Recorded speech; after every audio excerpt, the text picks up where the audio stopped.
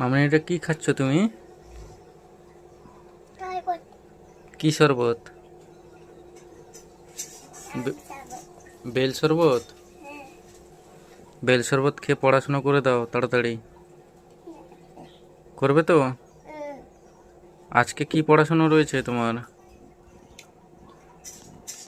বলো। 551 থেকে লিখবে। 5 1-এর পরে 5 2 হয়, তারপর কি হয়?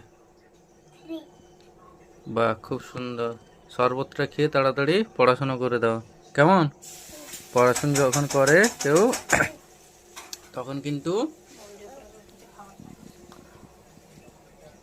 বইয়ের উপরে রাখতে নেই খাবার। বই বিদ্যে না। হ্যাঁ, সাইডে রাখতে হয়, কখনো বইয়ের উপরে রাখতে নেই, কেমন?